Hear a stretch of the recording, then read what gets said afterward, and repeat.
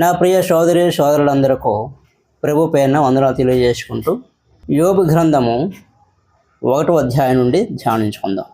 ఊజు దేశమునందు యోబు అను ఒక మనుష్యుడు ఉండెను. అతడు యథార్థ వర్తనుడును న్యాయవంతుడునై దేవుని యందు భయభక్తులు కలిగి చెడుతనము విసర్జించినవాడు. అతనికి 7 కుమారులను 3 కుమారులను కలిగిరి. అతనికి 7,000 గొర్రెలను 3,000 ఒంటెలను 500 జతల ఎడ్లను 500 ఆడుగాడిదలను కలిగి బహుమంది పనివారును అతనికి ఆస్తిగా ఉండెను. గనుక తూర్పు దిక్కు జనులందరిలో అతడే గొప్పవాడుగా ఉండెను.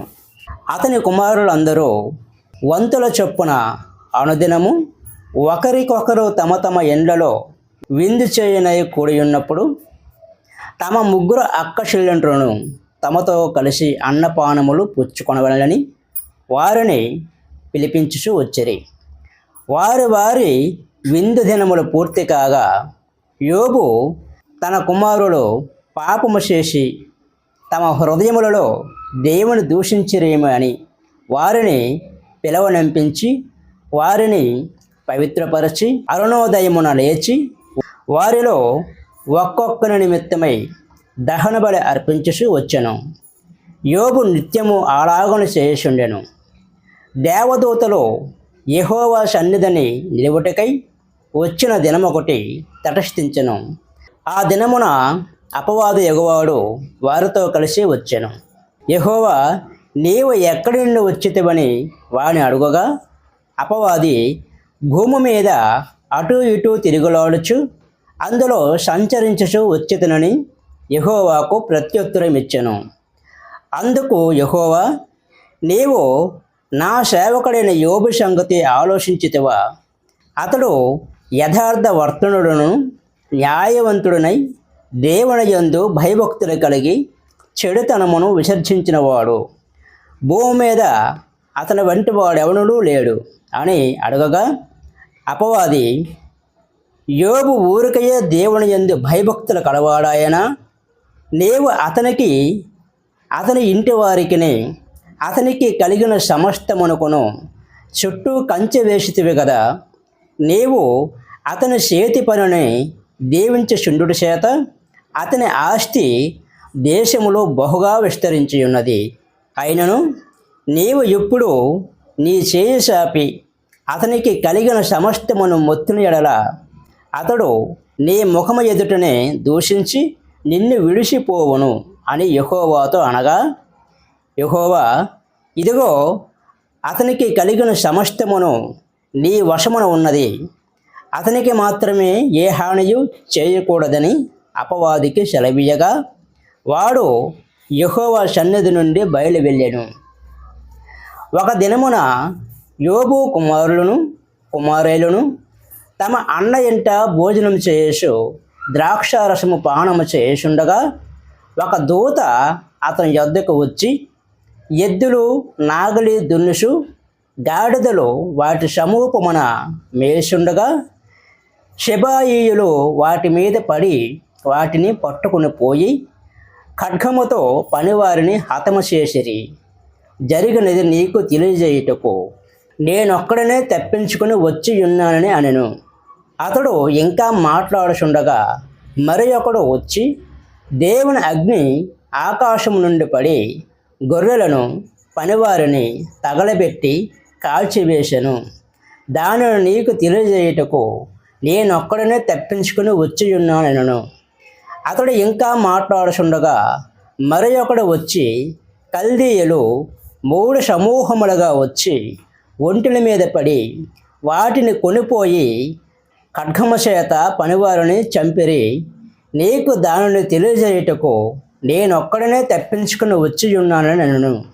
అతడు మాట్లాడుచుండగా వేరొకడు వచ్చి నీ కుమారులను నీ కుమారేలను తమ అన్న ఇంట భోజనం చేసు ద్రాక్షారసము పానము చేసుండగా గొప్ప సుడిగాలి అరణ్య మార్గముగా వచ్చి నీ ఇంట 4 మూలలను కొట్టగా ఆ యవ్వనుల మీద పడినందున వారు చనిపోయిరి. దానిని నీకు తెలియజేయుటకు నేనొక్కడనే తప్పించుకుని వచ్చి ఉన్నానెనను. అప్పుడు యోబు లేచి తన పై వస్త్రమును చింపుకొని తల వెంట్రుకలు గొరిగించుకొని నేల మీద సాష్టాంగపడి నమస్కారం చేసి ఇట్లనెను, నేను నా తల్లి గర్భములో నుండి దిగంబరనై వచ్చితిని, దిగంబరనై అక్కడికి తిరిగి వెళ్ళెదను. యెహోవా ఇచ్చెను, యెహోవా తీసుకుని పోయెను, యెహోవా నామమునకు స్తుతి కలుగునుగాక. ఈ సంగతులలో ఏ విషయమందును యోబు ఏ పాపమును చేయలేదు, అతడు అన్యాయం చేసినని చెప్పలేదు. 2వ అధ్యాయము. దేవదూతలు యెహోవా సన్నిధి నిలుచుటకై వచ్చిన మరి ఒక దినము తటస్థింపగా వారితో కూడా అపవాది యెహోవా సన్నిధికి నిలుచుటకై వచ్చెను. యెహోవా, నీవు ఎక్కడి నుండి వచ్చితివని వాని అడగగా అపవాది, భూమిలో అటు ఇటు తిరుగులాడుచు అందరూ సంచరించుచు వచ్చితనని యెహోవాకు ప్రత్యుత్తరమిచ్చెను. అందుకు యెహోవా, నీవు నీ సేవకుడైన యోబు సంగతి ఆలోచించితివా? అతడు యథార్థ వర్తనుడును న్యాయవంతుడనై దేవుని యందు భయభక్తులు కలిగి చెడుతనము విసర్జించినవాడు. భూమి మీద అతని వెంట వాడెవడనూ లేడు. నిష్కారణముగా అతనిని పాడు చేయుటకు నీవు నన్ను ప్రేరేపించినను. అతడు ఇంకను తన యథార్థతను వదలక నిలకడగా ఉన్నాడనగా అపవాది చర్మము కాపాడుకున్నటకై చర్మమును, తన ప్రాణమును కాపాడుకున్నటకై తనకు కలిగినది యావత్తును నరుడిచ్చిన కదా. ఇంకొకసారి నీవు చేయి చాపి అతని ఎముకను, అతని దేహమును మొత్తిన ఎడల అతడు నీ ముఖము ఎదుటని దూషించి నిన్ను విడిచిపోవును అనెను. అందుకు యెహోవా, అతడు నీ వశమున ఉన్నాడు, అతని ప్రాణము మాత్రము నీవు ముట్టవద్దని సెలవిచ్చెను. కాబట్టి అపవాది యెహోవా సన్నిధి నుండి బయలువెళ్ళి అరికాలు మొదలుకొని నడినెత్తి వరకు బాధగల కురుపులతో యోబును మొత్తెను. అతడు ఒళ్ళు గోకుకొనుటకై చెల్లపెంకు తీసుకొని బూడిదలో కూర్చుండగా అతని భార్య వచ్చి, నీవు ఇంకనూ యథార్థతను వదలకుందెవా? దేవుని దూషించి మరణం కమ్మనను. అందుకతడు, మూర్ఖురాలు మాట్లాడినట్లు నీవు మాట్లాడుచున్నావు. మనము దేవుని వలన మేలు అనుభవించదమా, కీడును మనము అనుభవింప తగదా అనెను. ఈ సంగతులలో ఏ విషయమందును యోబు నోటి మాటతోనైనను పాపం చేయలేదు. తేమానీయుడైన ఎలీఫజు, షూహీయుడైన బెల్దరు, నయమాతీయుడైన జోఫరు అను యోబు ముగ్గురు స్నేహితులు అతనికి సంభవించిన ఆపదలన్నిటిని గూర్చి వినినవారై అతనితో కలిసి దుఃఖించుటకును అతనిని వాదార్చుటకును పోవాలని ఆలోచించుకొని తమ తమ స్థలములను విడిచివచ్చిరి. వారు వచ్చి దూరముగా నిలవబడి కన్నులెత్తి చూసినప్పుడు అతని పోల్చలేక తమ వస్త్రములను చింపుకొని ఆకాశము తట్టు తలల మీద ధూళి చల్లుకొని ఎలుగెత్తి ఏడ్చిరి. అతని బాధ అత్యధికముగా నుండునని గ్రహించి ఎవరునూ అతనితో ఒక్క మాట అయినను పలుకక రేయింబగలు 7 దినములు అతనితో కూడా నేలను కూర్చుండిరి. 3వ అధ్యాయము. ఆ తర్వాత యోబు మాట్లాడ మొదలుపెట్టి తాను పుట్టిన దినమును శపించెను. యోబు ఇలాగ అనెను, నా తల్లి గర్భధారములను అది మూయనందుకును, నా నేత్రములకు అది బాధను మరుగు చేయనందుకును నేను పుట్టిన దినము లేకపోవునుగాక. మగపిల్ల పుట్టినని ఒకడు చెప్పిన రాత్రి లేకపోవునుగాక. ఆ దినము అంధకారం అవునుగాక. పైనుండి దేవుడు దాని వెంచకుండునుగాక. వెలుగు దాని మీద ప్రకాశింపకుండునుగాక. చీకటియు గాఢాంధకారమును మరలా దానిని తమ యొద్దకు తీసుకొనుగాక. మేఘము దాని కమ్మునుగాక. పగలను కమ్మునెట్టే అంధకారము దాన్ని బెదిరించునుగాక. అంధకారము ఆ రాత్రిని పట్టుకొనుగాక. సంవత్సరపు దినములలో నేనొక దానిని అది హర్షింపకుండునగాక, మాసముల సంఖ్యలో అది చేరకుండునగాక, ఆ రాత్రి ఎవడును జనమును కాకపోవునుగాక, దానిలో ఏ ఉత్సాహధ్వని పుట్టకుండా ఉండునుగాక. దినములు అశుభ దినములని చెప్పువారు దానిని శపించుదురుగాక. భుజంగమును రేపుటకు నేర్పగలవారు దానిని శపించుదురుగాక. అందులో సంధ్యవేళను ప్రకాశించే నక్షత్రములకు అంధకారము కమ్మునుగాక. వెలుగు కొరకు అది ఎదురు చూడగా వెలుగు లేకపోవునుగాక. అది వేకువ కనురెప్పలను చూడకుండునుగాక. పుట్టుకలోనే నేనేల చావకపోతిని, గర్భము నుండి బయలుదేరగానే నేనేల ప్రాణము విడవకపోతిని. మోకాళ్ళ మీద నన్నేల ఉంచుకొనిరి, నేనేల స్తనములను కుడిసితిని. లేని ఎడల నేనెప్పుడు పండుకొని నిమ్మలించి యుందును, నేను నిద్రించి యుందును, నాకు విశ్రాంతి కలిగియుండును. తమ కొరకు బీడి భూముల యందు భవనములు కట్టించుకొనిన భూరాజులతో మంత్రులతోనూ నేను నిద్రించి నిమ్మలించియుందును. బంగారము సంపాదించి తన ఎండ్లను వెండితో నింపుకొనిన అధిపతులతో నిద్రించి విశ్రమించియుందును. అకాల సంభవమై కంట పడకయున్న పిండము వంటి వాడినై లేకపోయుందును. వెలుగు చూడని బిడ్డల వలె లేకపోయుందును. అక్కడ దుర్మార్గులు ఇక శ్రమపరచరు, బలహీనులై అలిసిన వారు విశ్రాంతి నొందుదురు. బంధింపబడిన వారు కార్యనియామకుల శబ్దము వెనుక ఏకముగా కూడి విశ్రమించుదురు. అడుపులేమి ఘనులేమి అందరూ అచ్చటనున్నారు. దాసులు తమ యజమానుల వశము నుండి తప్పించుకొని స్వతంత్రులై ఉన్నారు. దుర్దశలో ఉన్న వారికి వెలుగీయబడుట ఎలా, దుఃఖాక్రాంతులైన వారికి జీవమయ్యబడుట ఎలా. వారు మరణము అపేక్షించరు. దాచబడిన ధనము కొరకైనట్లు దానిని కనుగొనుటకై వారు లోతుగా త్రవ్వుచున్నారు, గాని అది వారికి దొరకకయున్నది. సమాధికి చేరినప్పుడు వారు హర్షించి బహుగా సంతోషించెదరు. మరుగుపడిన మార్గము గలవానికి దేవుడు చుట్టి కంచె వేసిన వానికి వెలుగు ఇయ్యబడనేలా.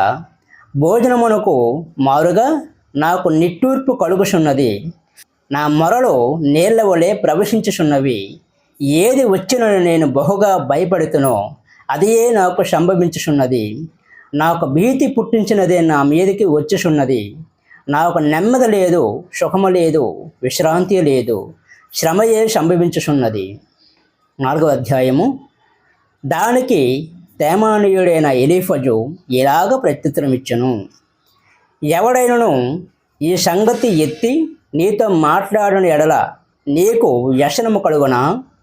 అయితే వాదింపక ఎవడు ఊరుకొనగలడు? అనేకులకు నీవు బుద్ధి నేర్పిన వాడువు, బలహీనమైన చేతులను బలపరచిన వాడువు. నీ మాటలు త్రొట్టిల్ల వానిని ఆదరించి ఆదుకొని ఉండెను. కృంగిపోయిన మోకాళ్ళ గలవానిని నీవు బలపరిచితివి.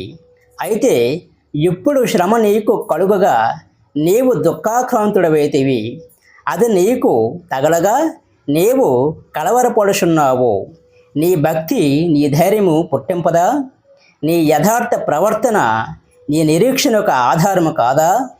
జ్ఞాపకము చేసుకునము, నిరపరాధివై ఒకడు ఎప్పుడైనా శిక్షించనా, ఎప్పుడైనా నశించనా?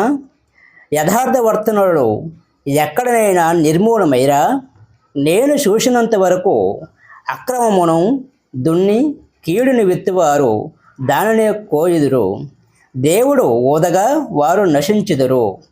ఆయన కోపాగ్ని శ్వాసము వలన వారు లేకపోవుదురు.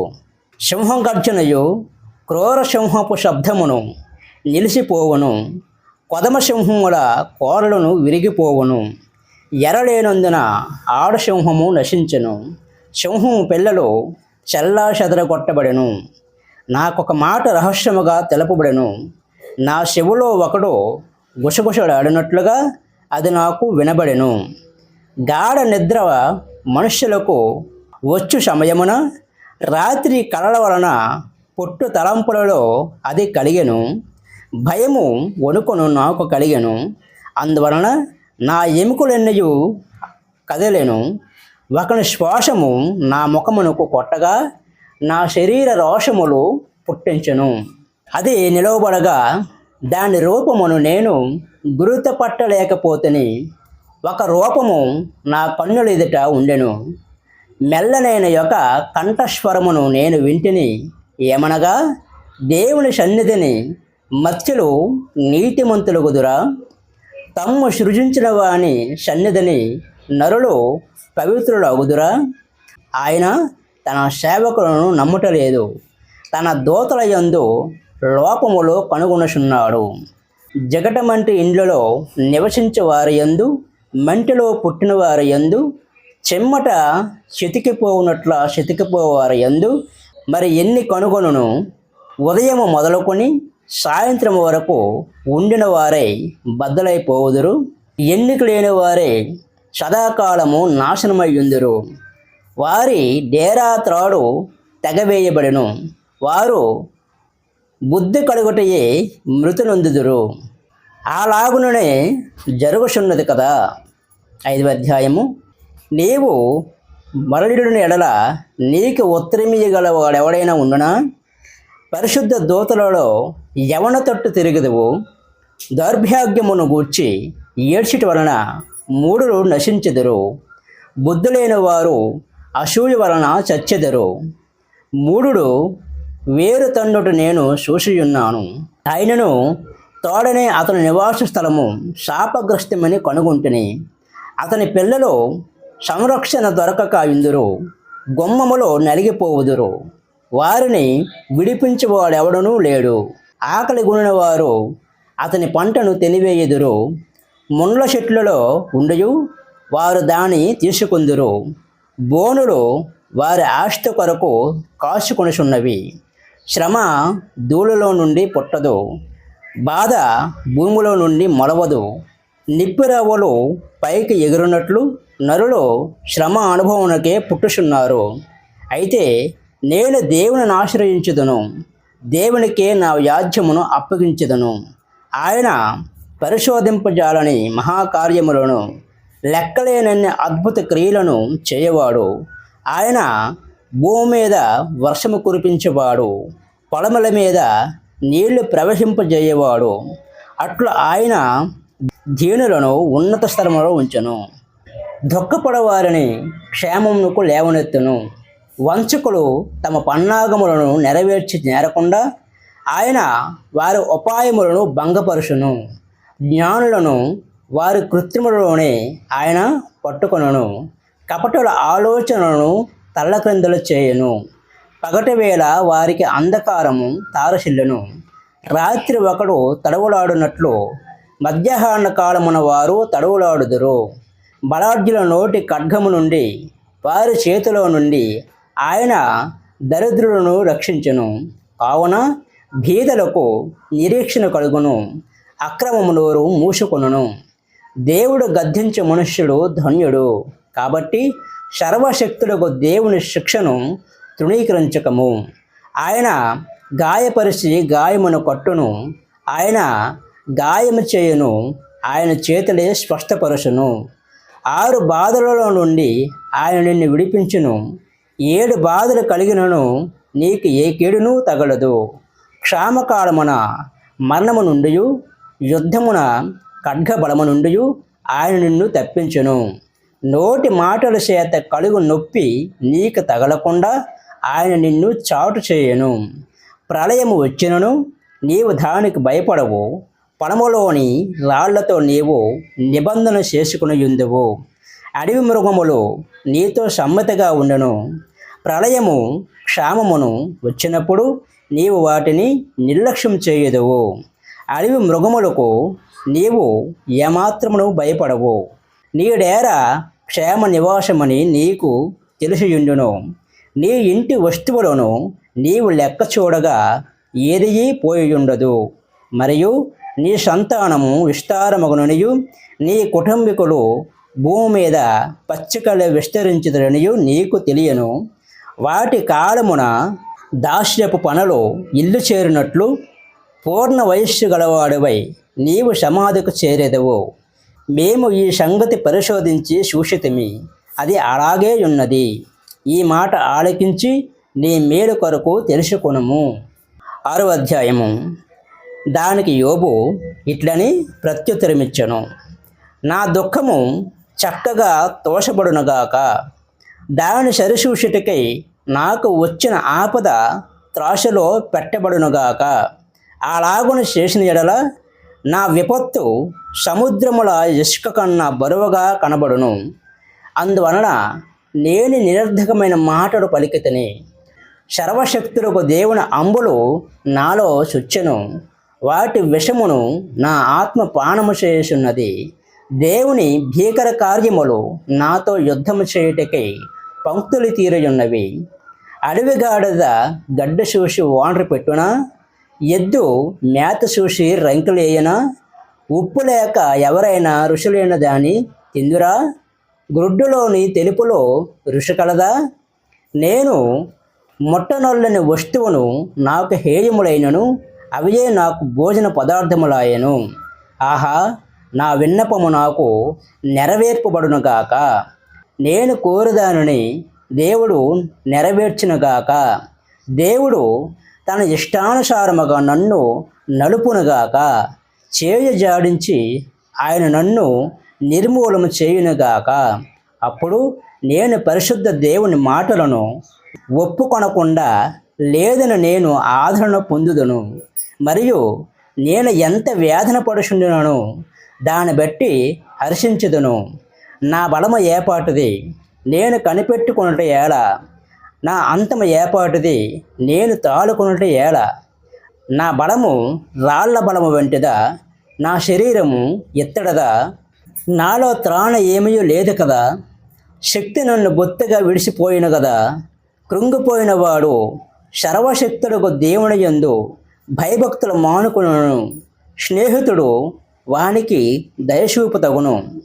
నా స్నేహితులు ఎండిన వాగవలను, మాయమైపోవు జల ప్రవాహముల వలను నమ్మకూడని వారైరి. మంచు గడ్డలు ఉండటం వలనను, హిమము వాటిలో పడుట వలనను అవి మురికిగా కనబడును. వేసవి రాగానే అవి మాయమైపోవును. వెట్ట కలగగానే అవి తమ స్థలమును విడిసిపోవును. వాటి నీళ్లు ప్రవహించి దారి తిప్పబడును. ఏమీ లేకుండా అవి ఇంకిపోవును. సమూహముగా ప్రయాణము చేయు తేమా వర్తకులు వాటిని వెతుకుదురు. సేబా వర్తకులు వాటి కొరకు కనిపెట్టుదురు. వారు వాటిని నమ్మినందుకు అవమానమొందుదురు. వాటి చేరువకు వచ్చి కలవరపడుదురు. అటువలే మీరు లేనట్టుగానే ఉన్నారు. మీరు ఆపదను చూసి భయపడుచున్నారు. ఏమైనా దయచేయుడని నేను మిమ్మల్ని అడుగుతున్నా? మీ ఆస్తిలో నుండి నా కొరకు బహుమానం ఏమైనా తెమ్మని అడుగుతున్నా? పగవాని చేతిలో నుండి నన్ను విడిపింపవని అడుగుతున్నా? బాధించే వారి చేతిలో నుండి నన్ను విమోచించుడని అడుగుతున్నా? నాకు ఉపదేశం చేయుడి, నేను మౌననే ఉండుదను. ఏ విషయమందు నేను తప్పిపోతునో అది నాకు తెలియజేయుడి. యథార్థమైన మాటలు ఎంతో బలమైనవి అయినను మీ గద్దింపు దేనికి ప్రయోజనకరము? మాటలను గద్దించదమని మీరు అనుకుందరా? నిరాశ గలవాని మాటలు గాలి వంటివే కదా. మీరు తండ్రి లేని వారిని కొనుటకై చీట్లు వేయుదురు. మీ స్నేహితుల మీద బేరమ సాగింతురు. దయచేసి నా వైపు చూడుడి. మీ ముఖము ఎదుట నేను అబద్ధం ఆడుగుదనా? అన్యాయం లేకుండా నా సంగతి మరలా విచారించుడి. నేను నిర్దోషిగా కనబడదును. నా నోట అన్యాయం ఉండునా? దుర్మార్గత ఋషి నా నోరు తెలుసుకున్న జాడదా. మిగతా పాఠం వచ్చే భాగంలో చదువుకుందాం. దేవునికే మహిమ కలుగునుగాక. ఆమేన్.